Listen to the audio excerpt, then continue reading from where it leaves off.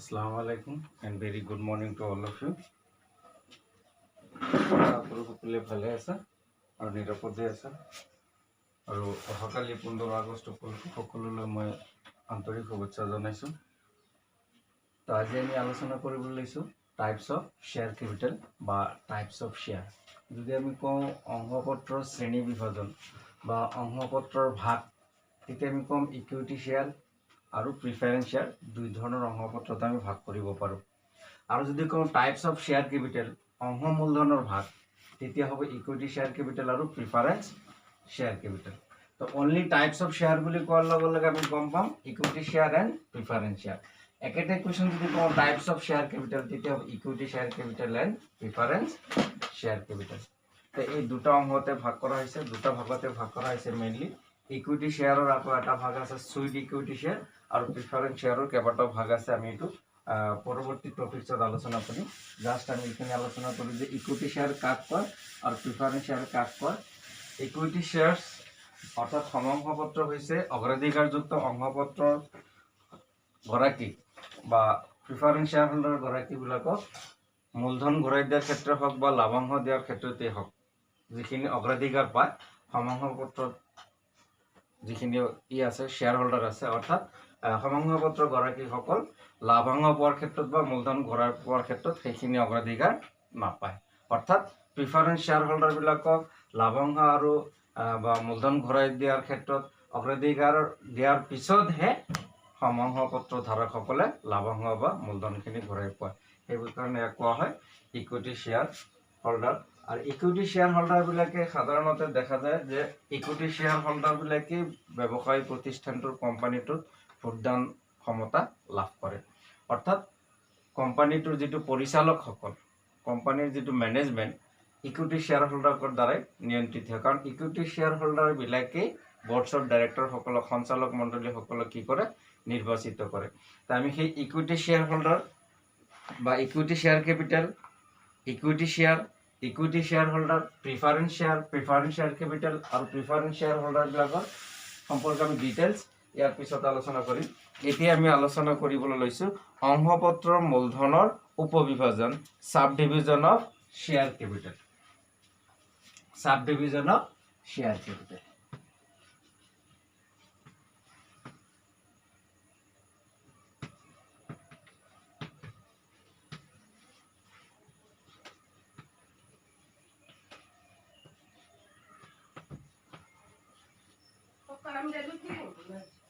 Sub division of share capital. তো sub division of share capital অংশমূলধৰ মানে যদি আমি ভাগ কৰা হয়, মানে বিভিন্ন শ্ৰেণী যেতিয়া ভাগ কৰা আমি উপবিভাজন বুলি কওঁ, এইটো কোৱা হৈছে sub division of share capital, অংশপত্ৰৰ মূলধনৰ উপবিভাজন। অৰ্থাৎ অংশপত্ৰৰ মূলধনৰ উপবিভাজনবিলাক কেনেকুৱা ধৰণৰ, আমি যদি ভাগ কৰোঁ বিভিন্ন শ্ৰেণীত ভাগ কৰিব পাৰি। প্ৰথম হৈছে যদি অথৰাইজ কেপিটেল,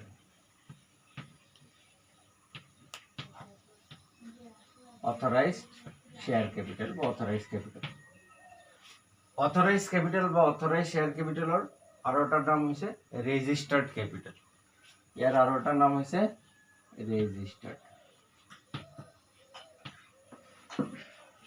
ৰেজিষ্টাৰ্ড কেপিটেল। ইয়াৰ আৰু এটা নাম হৈছে নমিনেল কেপিটেল।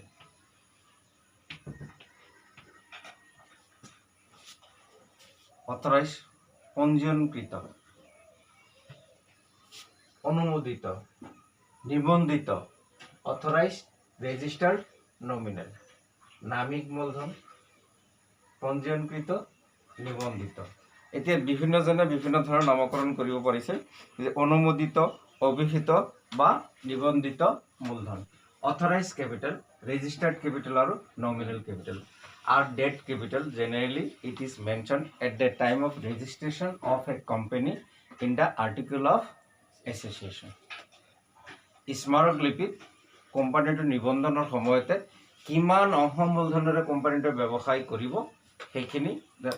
কথা এই অথৰাইজ আৰ্টিকল অফ এছ'চিয়েশ্যনত স্মাৰক লিপিত উল্লেখ কৰা থাকে। তাতকৈ বেছি কোম্পানীটোৱে অংশ মূলধনৰ ব্যৱসায় কাম কাজ কৰিব নোৱাৰে। ধৰা হ'ল যদি কোম্পানীটোৱে আৰ্টিকল অফ এছ'চিয়েশ্যন উল্লেখ কৰা আছে যে 100 crore 100 crore তেওঁলোকৰ ৰেজিষ্টাৰ্ড কৰা হৈছে। এতিয়া কোম্পানীটোৰ ব্যৱসায়িক কাম কাজ 100 crore-তকৈ বেছি কৰিব নোৱাৰে। ইয়াৰ অংশ মূলধন মেক্সিমাম কিমান হ'ব পাৰিব 100 crore। যদি 100 crore-তকৈ বেছিকৈ কৰিব লগা হয় তেনেহ'লে কোম্পানীৰ আৰ্টিকল অফ এছ'চিয়েশ্যনত সংশোধন কৰিব লাগিব। অৰ্থাৎ এইটো সংশোধন কৰি উঠি অংশ মূলধনৰ পৰিমাণ বৃদ্ধি কৰিব পাৰিব। তো যিমানলৈকে ৰেজিষ্টাৰ্ড কৰা থাকে সিমানলৈকে অংশ মূলধন সংগ্ৰহ কৰিব পাৰে। এইটো হৈছে অনুমোদিত মূলধন বা registered capital. 2 number nominal capital. এই নমিনেলটো লিখিলে ৰেজিষ্টাৰ্ড ইস্যুড কেপিটেল। বিলিকৃত মূলধন। Issued capital is that portion which are generally issued for the public from the authorized capital. A part of the authorized capital generally issued for the public. অর্থাৎ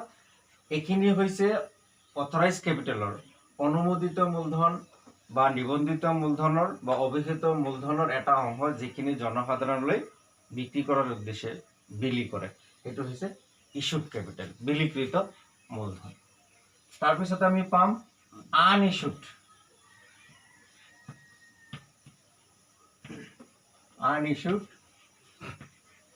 capital, অবিলিকৃত মূলধন। অৰ্থাৎ অনুমোদিত মূলধনৰ যিখিনি অংশ বিলি কৰা নহল, অনুমোদিত মূলধনৰ যিখিনি অংশ বিলি কৰা নহল সেইখিনি হৈছে আনইস্যুড ক্যাপিটাল, অবিলিকৃত মূলধন। অর্থাৎ unissued capital is the portion which is not issued by the company for the public subscription. অর্থাৎ জনসাধাৰণক বিক্ৰী কৰাৰ উদ্দেশ্যে যিখিনি অংশ বিলি কৰা নহয়। এতিয়া মই যদি এক্সাম্পল এটা লওঁ যে অথৰাইজ কেপিটেল, এইটো অথৰাইজ আমি ধৰি লৈছোঁ যে এইটো কোম্পানীটোৱে 20,000 শ্বেয়াৰ বজাৰত বিক্ৰী কৰাৰ কাৰণে ওলাই দিছে। প্ৰতিটো শ্বেয়াৰৰ মূল্য ফৰ এক্সাম্পল ধৰিছোঁ আমি 10 টকা। 20,000 শ্বেয়াৰত 10 টকাকৈ তেনেহ'লে কিমান হ'ব 2 লাখ, হয়নে? 2 লাখ। এতিয়া 20,000 শ্বেয়াৰৰ টোটেল শ্বেয়াৰ কেপিটেল হ'ল 2 লাখ। ইয়াক কিছু সৰু সৰু অংশত ভাগ কৰা হৈছে, প্ৰতিটো অংশৰ মূল্য কিমান 10 টকা। গতিকে তেনেহ'লে কিমানটা অংশপত্ৰ হৈছে 20,000। এইখিনি অংশ মূলধন কোম্পানীৰ আৰ্টিকল অফ এছ'চিয়েশ্যনত নিবন্ধিত কৰা হৈছে, অৰ্থাৎ ৰেজিষ্টাৰ্ড হৈছে। নমিনেল কেপিটেল তেনেহ'লে কিমান পালো আমি 2 লাখ 20,000 অংশপত্ৰৰ দ্বাৰা। ইয়াৰে আমি বজাৰত বিলি কৰিলোঁ বা কোম্পানীয়ে ইয়াৰে 20,000 ভিতৰত সাপোজ 15,000 অংশপত্ৰ 10 টকাকৈ বজাৰত বিলি কৰিলে তেনেহ'লে ইস্যুড কেপিটেল কিমান হ'ল 1.5 লাখ টকা। অৰ্থাৎ ইস্যুড নাম্বাৰ অফ শ্বেয়াৰ কিমান 15,000। এতিয়া আনইস্যুড কেপিটেল কোৱা হৈছে, unissued capital is that portion which is not issued by the company. যে আনইস্যুড হৈছে অবিলিকৃত অংশ মূলধন, যিখিনি কোম্পানীটোৱে বজাৰলৈ বিক্ৰী কৰাৰ কাৰণে উলিয়াই দিয়া নাই, বিক্ৰী কৰাৰ কাৰণে জনসাধাৰণৰ ওচৰত আহ্বান জনোৱা নাই, সেইখিনি হৈছে আনইস্যুড। তেনেহ'লে এই 20,000 ভিতৰত কোম্পানী কিমান বিলি কৰিছে 15,000। তেনেহ'লে যি 5,000 অংশপত্ৰ 10 টকাকৈ বিলি নকৰিলে তেনে 5,000 10 টকালৈ কিমান হ'ব 50,000। এই 50,000টোৱে হৈছে আনইস্যুড কেপিটেল বা 5,000টোৱে হৈছে unissued share, number of unissued share at the rate of rupees 10, that is 50,000 is the unissued share capital. অর্থাৎ অনুমোদিত মূলধনৰ যি অংশ বজাৰলৈ বিক্ৰী কৰাৰ উদ্দেশ্যে উলিয়াই দিয়া নহয় বা বিক্ৰী কৰা নহয়, অনুমোদিত মূলধনৰ যিখিনি অংশ বিক্ৰী কৰা নহয় বা বিক্ৰী কৰাৰ কাৰণে বজাৰত বিলি কৰা নহয় সেইখিনি হৈছে কি আনইস্যুড কেপিটেল। এতিয়া আহা অথৰাইজ গ'ল, ইস্যুড গ'ল, আনইস্যুড কেপিটেল গ'ল। এতিয়া আহিব আমাৰ সাবস্ক্ৰাইব ক্যাপিটাল। সাবস্ক্ৰাইব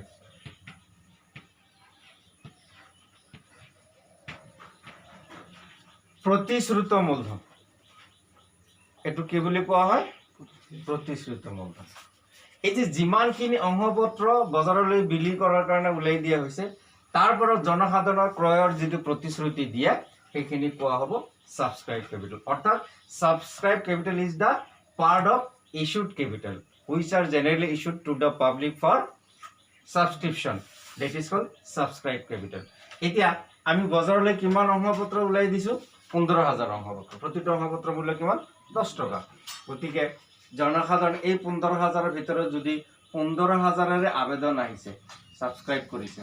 প্ৰতিটো 10 টকাকে তেনেহ'লে হ'ব কিমান 1.5 লাখ টকা this is the subscribe capital এটো হল সাবস্ক্ৰাইব ক্যাপিটাল অৰ্থাৎ যি অংশ বজাৰত বিক্ৰি কৰাৰ কাৰণে জনসাধাৰণৰ ওচৰত বিক্ৰি কৰাৰ কাৰণে জনসাধাৰণ উলিয়াই দিয়া হয় ইস্যুড কৰা হৈছে এতিয়া সেই অংশখিনি যেতিয়া জনসাধাৰণ কিনাৰ কাৰণে প্ৰতিশ্ৰুতি দিয়ে the public are ready to purchase the share whichever the shares issued to the public যিখিনি অংশপত্ৰ বজাৰত বিলি কৰা হৈছে সেই অংশখিনি জনসাধাৰণে কিনাৰ কাৰণে যেতিয়া প্ৰতিশ্ৰুতি দিয়ে সেইখিনি হৈছে সাবস্ক্ৰাইব ক্যাপিটাল তো জনসাধাৰণ কিনাৰ কাৰণে কিমান প্ৰতিশ্ৰুতি দিছে 15000 শেয়াৰে কিনাৰ কাৰণে প্ৰতিশ্ৰুতি দিছে সেইখিনি হৈছে সাবস্ক্রাইব ক্যাপিটাল এতিয়া নেক্সট কল্ড আপ ক্যাপিটাল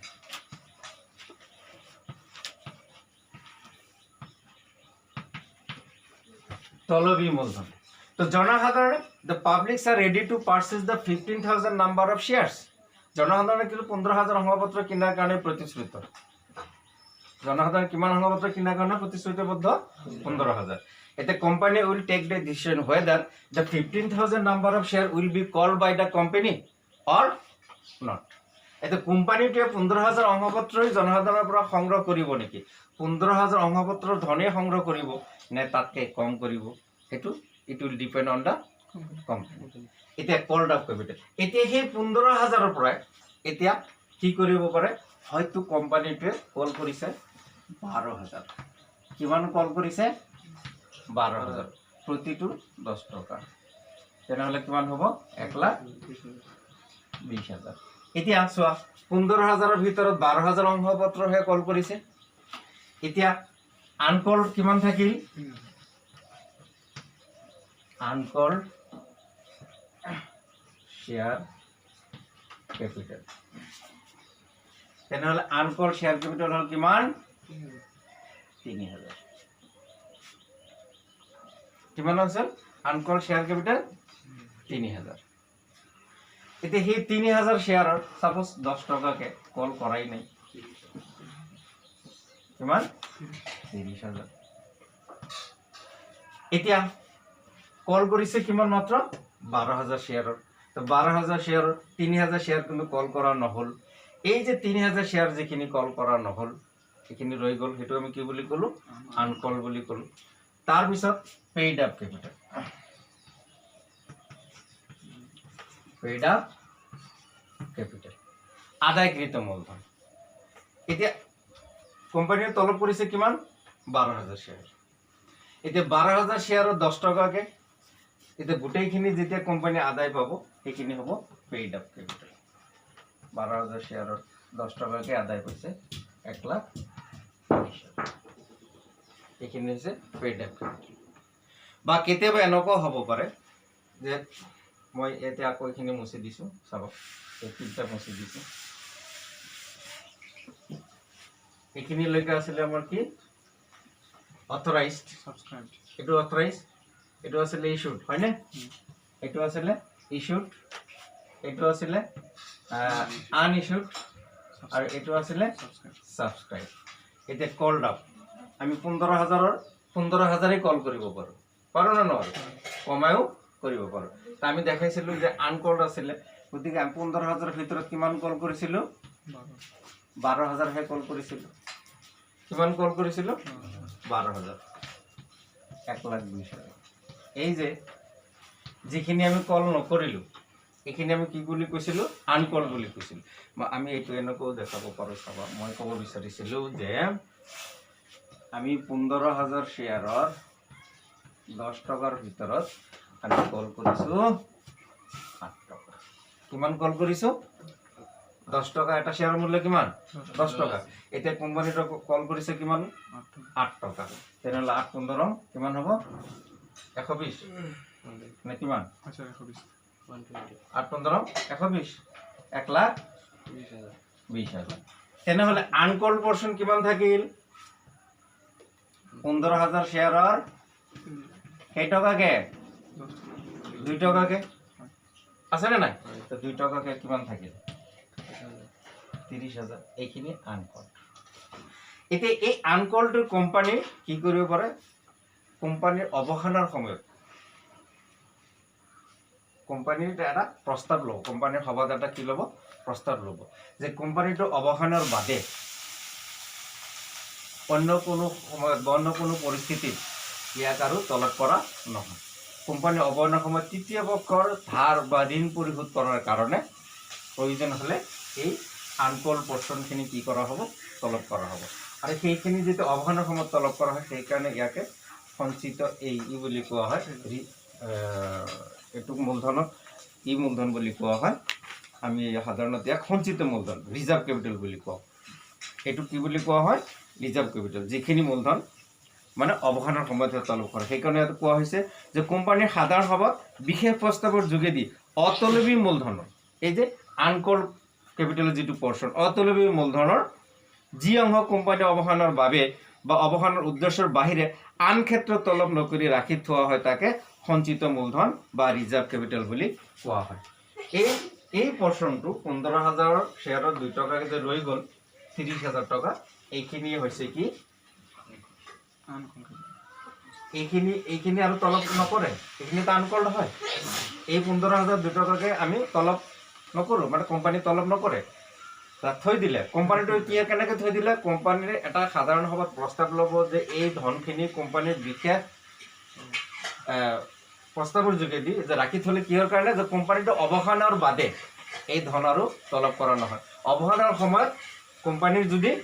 ঋণ পৰিশোধ কৰাৰ সময়ত যদি তৃতীয় পক্ষ ঋণ পৰিশোধ কৰি ধনৰ অভাৱ হয় তেতিয়া এই আনকল পোৰ্শনটো কোম্পানী কি কৰিব তলব কৰিব তাৰ আগলৈকে কোনো তলব নকৰে সেইকাৰণে একটা ৰিজাৰ্ভ কেপিটেল বুলি কোৱা হয় সঞ্চিত মূলধন বুলি কোৱা হয় এতিয়া আনকল গল এতিয়া পেইড আপ এতিয়া থাকিল কিমান 15,000 শেয়াৰৰ 2 টকা তো তলব নকৰে বাদ দিলে তেনেহলে কিমানকে তলব কৰিব যদি এই 15,000 শেয়াৰৰ আমি কল কৰিলো 8 টকাকে তাৰে 15,000 শেয়াৰ 2 টকা কল কৰা নহল এতিয়া আদায় কৰাৰ ক্ষেত্ৰত 15,000 শেয়াৰৰ 8 টকাকে যদি আমি আদায় পাওঁ তেনেহলে কিমান পাম 1,20,000 পাম কেতিয়াবা এনেকুৱা হ'ব পাৰে যে 15,000 শেয়াৰৰ ভিতৰত হয়তো এনেকুৱাও হ'ব পাৰে যে 14,500 শেয়াৰৰ টকা পাইছো আমি কিমান শেয়াৰৰ টকা পাইছো 14,500 শেয়াৰৰ টকা পাইছো পেইড আপ কেপিটেল হল 14,500 শেয়াৰৰ 8 টকাকে তেনেহলে 500 শেয়াৰৰ টকা যে আমি নাপালো হেতু কব কলস ইন এৰিয়া গতিকে পেইড আপ কেপিটেল উলোৱাৰ কাৰণে ফৰ্মুলা হ'ব তেতিয়া এনেকুৱা মই আকৌ মুছি দেখাই দিছো পেইড আপ কেপিটেল উলোৱাৰ ফৰ্মুলা তেতিয়া হ'ব এই 15,000 শেয়াৰৰ 8 টকাকে কিমান পালো আমি 1,20,000 লেস কলস ইন এৰিয়াৰ কিমান 500 শেয়াৰ ৰৈ গল কলো যে 15,000 ভিতৰত আমি 14,500 পালো গতিকে 500 শেয়াৰৰ টকা আমি পোৱা নাই 8 টকাকে কিমান হ'ব 5,840 4,000 না 4,000 তার মানে 1,16,000 this is the paid up capital যদি কলস ইন এরিয়া থাকে অর্থাৎ কোনো অংশধারকে যদি এই অংশৰ টকা আদায় নিদিয়ে অর্থাৎ আমি ধরে লৈছো for example the a shareholder holding 500 shares who is unable to pay the call amount call money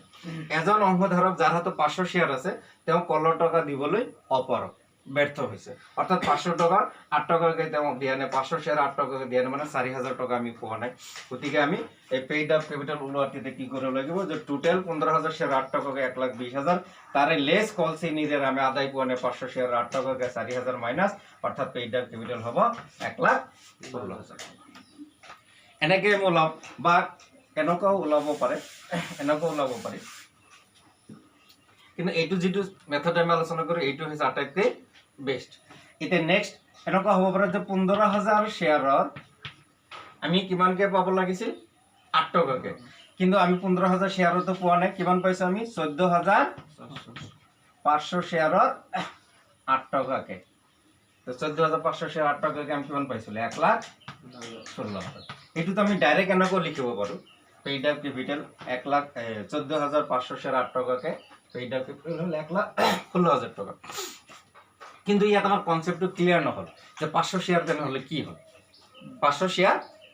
টাকা আমি কিয় নাপালো, সেইকাৰণে কি কৰা হয় 15000 শেয়ার 8 টাকাকে 1,16,000 টাকা লেস 500 শেয়ার টাকা যে আমি পোৱা নাই সেইটোক আমি কল সিনিয়ৰ বুলি কোৱা হ'ব, বাকি আছে লেস 500 শেয়াৰ 8 টাকাকে 4000 মাইনাস কৰি 1,16,000 টাকা। তো এই হয় sub division of share capital. 21 minutes. এতিয়া টেনশন নাই, কলেজত ওয়াইফাই আছে, যাম তারপর আপলোড দিব, বুঝি পাইছে তে? এতিয়া টেনশন নাই, খালি যাব লাগে কলেজত। কিন্তু ষ্টুডেন্টৰ প্ৰব্লেম হ'ব নেকি ভিডিঅ'টো ডাঙৰ হ'লে? সিহঁতৰ চোৱাত অসুবিধা নহয় না?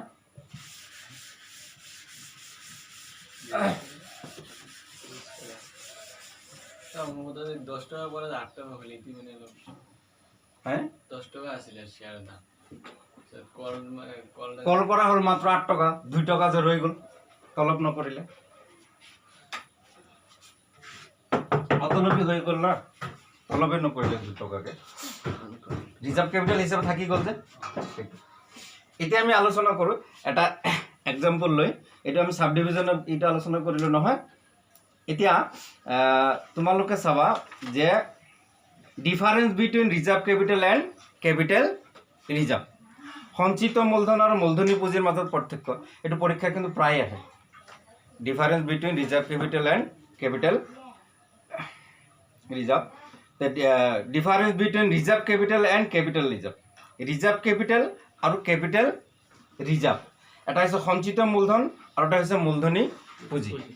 তো রিজার্ভ ক্যাপিটাল অর্থাৎ সঞ্চিত মূলধন হয়েছে যে কোম্পানিটোৰ যিখিনি অংশ তলব নকৰি কোম্পানী অৱসানৰ বাদে তৃতীয় পক্ষ ঋণ পৰিশোধৰ বাদে এই ধৰণৰ অংশ মূলধন আৰু কোম্পানীৰ জীৱিত অৱস্থাত চলি থকা অৱস্থাত তলব কৰা নহয়, অৰ্থাৎ যিমান দিনলৈকে কোম্পানীটো চলি থাকিব এই সঞ্চিত মূলধনৰ ধনটো কোম্পানীক তলব নকৰে, কল নকৰে, মাত্ৰ অৱসানৰ সময়ত প্ৰয়োজন হ'লে তৃতীয় পক্ষ ঋণ পৰিশোধৰ কাৰণে যদি ধনৰ আৱশ্যক হয় তেতিয়াহে এই ধৰণৰ মূলধন সংগ্ৰহ কৰে। কোম্পানীৰ জীৱিত কালত সাধাৰণতে সংগ্ৰহ কৰা দেখা নাযায়, তলব নকৰে। কিন্তু মূলধনী পুঁজি যিটো এইটো হৈছে মূলধনী জাতীয় লাভৰ পৰা ক্ৰিয়েট হোৱা, অৰ্থাৎ কোম্পানীটোৰ আয়ুকাল চলি থকা অৱস্থাতে এই ধৰণৰ পুঁজি ব্যৱহাৰ কৰা হয়। তো এই পাৰ্থক্যবিলাক ইয়াতে চাবা। আইনমতে সঞ্চিত মূলধন গঠন কৰাটো বাধ্যতামূলক নহয়, সঞ্চিত মূলধন মানে ৰিজাৰ্ভ কেপিটেল গঠন কৰাটো বাধ্যতামূলক নহয়, কিন্তু কেপিটেল ৰিজাৰ্ভটো মূলধনী পুঁজিটো গঠন কৰাটো বাধ্যতামূলক। কাৰণ জেনেৰেলি কেপিটেল ৰিজাৰ্ভটো হয় কেপিটেল প্ৰফিটৰ পৰা, অৰ্থাৎ কোনো স্থায়ী সম্পত্তি বিক্ৰী কৰি, কোনো ধৰৰ শ্বেয়াৰ বিক্ৰী কৰিছা, ফৰফিটেড হৈ গ'ল, আকৌ ৰিইছ্যু কৰিছা, লাভাংশ হ'ব পাৰে, মূলধনী লাভ হ'ব পাৰে, এই ধৰণৰ লাভৰ পৰা। সেইকাৰণে কৈছে আইনমতে সঞ্চিত মূলধন গঢ়াটো বাধ্যতামূলক নহয়, কিন্তু মূলধনী লাভ যেন অংশপত্ৰ বাজেয়াপ্ত কৰি পুনৰ বিক্ৰী কৰোঁতে হোৱা লাভ, সম্পত্তি কিনা বেচিত কৰোঁতে হোৱা লাভ, এই ধৰণৰ পুঁজিৰে কি কৰা হয় মূলধনী পুঁজি গঠন কৰা হয়। তো এনেকুৱা ধৰণৰ পাৰ্থক্যবিলাক চাবা। সঞ্চিত মূলধন কোম্পানীৰ অৱসানৰ সময়তহে ব্যৱহাৰ কৰিব পাৰি, কিন্তু মূলধনী পুঁজি কোম্পানীৰ জীৱনকালৰ ভিতৰতে ব্যৱহাৰ কৰা হয়। তো এই পাৰ্থক্যবিলাক মোটামুটি ধৰা 5টামান পাৰ্থক্য মনত ৰাখিব লাগে, কাৰণ পৰীক্ষাত যিকোনো 2টাও সুধিব পাৰে, 3টাও সুধিব পাৰে, 5টাও সুধিব পাৰে, অৰ্থাৎ জেনেৰেলি 5 মাৰ্কৰ কুৱেশ্যন হয়ে। গতিকে যিকোনো 5টা পাৰ্থক্য তোমালোকে মনত ৰাখিবা। নেক্সট মই তোমালোকক আলোচনা কৰিম ইয়াত এটা প্ৰথম ইলাষ্ট্ৰেশ্যন দিছে a limited company has 2 lakh as is authorised capital divided into 20,000 equity share অৰ্থাৎ sub division of share capital এইমাত্ৰ যে আমি আলোচনা কৰিলোঁ sub division of share capital তাৰ এটা ধুনীয়া এটা এক্সাম্পল দিছে ইয়াত আমি এই কনচেপ্টটো ক্লিয়াৰ হৈ যাব The a limited company has 2 lakhs its authorized capital and divided into 20,000 equity share rupees 10 each. Channel so আমি যদি প্রথমত ধরি লও authorized capital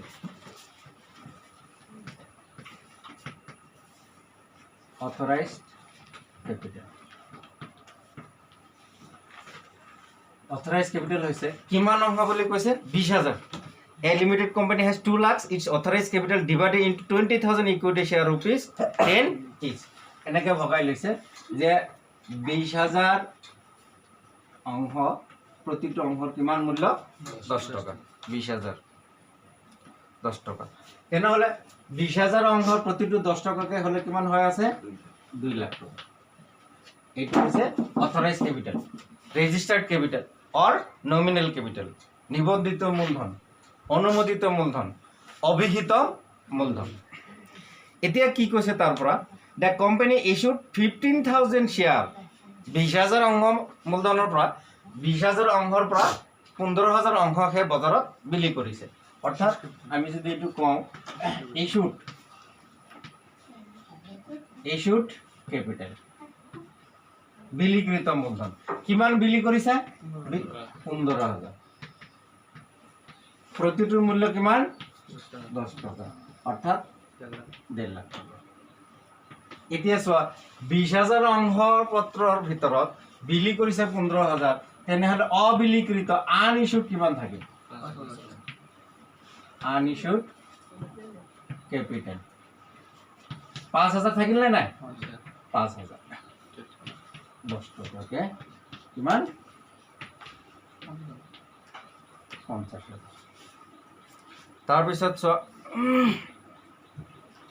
the company issued 15,000 shares to the public for subscription. The public subscribed for 12,000 shares at the rate of rupees 7.5 per share. জনসাধাৰণৰ ওচৰত যদিও 15,000 share বিলি কৰা হৈছিল 5,000 তো কৰাই হোৱা নাই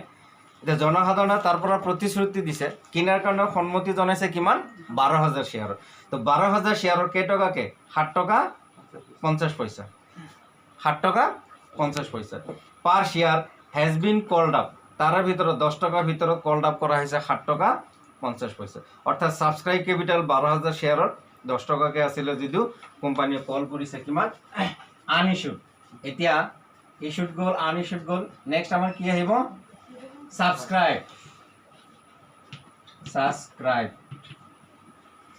সাবস্ক্ৰাইব ক্যাপিটাল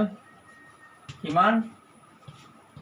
জনসাধাৰণৰ প্ৰতিশ্ৰুতি কিমান দিছে 12,000 শেয়াৰ নহয় কিনাৰ কাৰণে তেনেহলে 1,20,000 জনসাধাৰণৰ কিনাৰ কাৰণে প্ৰতিশ্ৰুতি দিছে 12,000 শেয়াৰ এতিয়া ই নেক্সট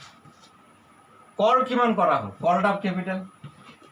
এই 12,000 এর ভিতর কল্ড আপ 12,000 করা আছে ক্যাপিটাল 12,000 আমি তলব কৰিছো ঠিকে কিন্তু 10 টাকাকে তো তলব কৰা নাই 7 টাকা 50 পয়সাকে তলব করা হয়েছে 7 টাকা 50 পয়সা তো 7 টাকা 50 পয়সাকে তলব করা হল এখানে পূরণ করলে কিমান হবে 90,000 টাকা এইটো হইছে কল্ড আপ ক্যাপিটাল এতিয়া কেন আনকল্ড থাকিল না নাই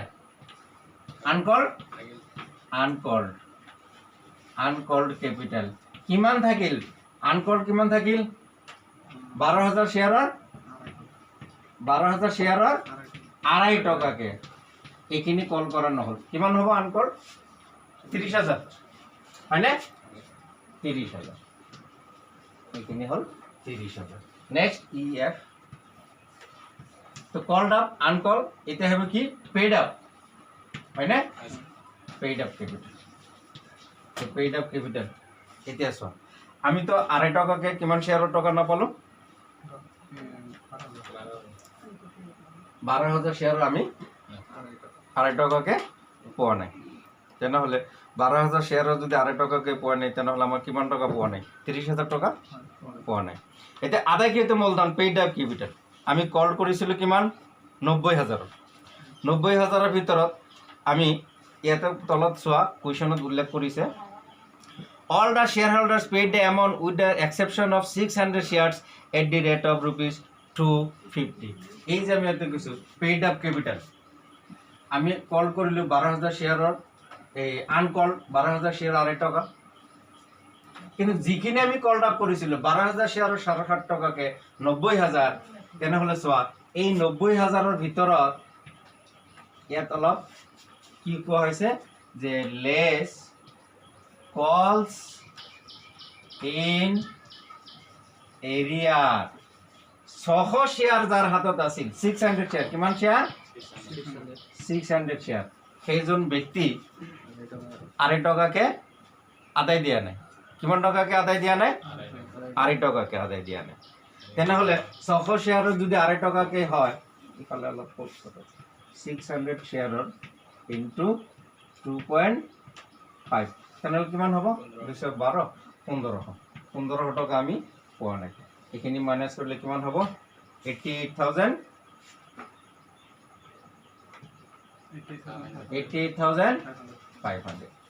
এইখিনি হৈছে আমাৰ কি পেইড আপ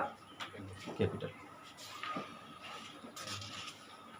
এইখিনি আমি আলোচনা কৰিলো নেক্সট আমি আলোচনা কৰিম কোম্পানীৰ অংশপত্ৰ শেয়াৰ্স অফ এ কোম্পানী অৰ্থাৎ নেচাৰ অফ কোম্পানী অংশপত্ৰ প্ৰকৃতি নেচাৰ অফ শেয়াৰ্স তাৰপিছত আছে শেয়াৰ্স সাৰ্টিফিকেট কাক কয় কোম্পানীৰ অংশপত্ৰ প্ৰকাৰ কাইন্ডছ অফ শেয়াৰ্স অফ এ কোম্পানী এইবিলাক আমি পৰৱৰ্তী ক্লাছত আলোচনা কৰিম তো আজি আমি যিখিনি আলোচনা কৰিলো প্ৰথমতে আমি কি আলোচনা কৰিলো first sub division of share capital অংশ মূলধনৰ উপবিভাজন তো sub division of share capital বুলি ক'লে কোৱা হয় আমি জানো যে company share capital is generally divided in a small groups in a small part that is called shares of a company share capital অর্থাৎ এটা অংশ কোম্পানীৰ যিমান অংশ মূলধন আছে সেই অংশ মূলধনক যেতিয়া সৰু সৰু অংশত ভাগ কৰা হয় সেইবিলাক কোৱা হয় একৈটা শেয়াৰ বুলি কোৱা হয় অংশ বুলি কোৱা হয় এতিয়া সেই অংশ মূলধনখিনি বিভিন্ন শ্ৰেণীত ভাগ কৰা হৈছে বিভিন্ন শ্ৰেণীত উপবিভাজন কৰা হৈছে অথৰাইজ শেয়াৰ কেপিটেল তাৰপিছত issued share capital unissued called subscribed called up uncalled আৰু পেইড আপ এনেকুৱা ধৰণৰ বিভিন্ন শ্ৰেণীত ভাগ কৰা হৈছে আৰু যাক আমি sub division of share capital বুলি কোৱা হয় এটো আমি আলোচনা কৰিলো তাৰপিছত আমি আলোচনা কৰিলো যে কি difference between reserve capital and capital reserve সঞ্চিত মূলধন আৰু মূলধনী পুঁজিৰ মাজত পাৰ্থক্য এটো পৰীক্ষাত প্ৰায় আহে এতিয়া আমি নেক্সট এটা এক্সাম্পল আলোচনা কৰিলো অৰ্থাৎ এই এক্সাম্পলটো আমি আলোচনা কৰিলো এটা পৰৱৰ্তী আমি আলোচনা কৰিম পৰৱৰ্তী ক্লাছত তা আজিলৈকে আমি এখিনিতে সমাপ্ত কৰিছো আৰু যদি কিবা অসুবিধা আছে বুজক তেনেহলে মোৰ লগত যোগাযোগ কৰিব বুলি আশা ৰাখি ইয়াতে সমাপ্ত কৰিছো ধন্যবাদ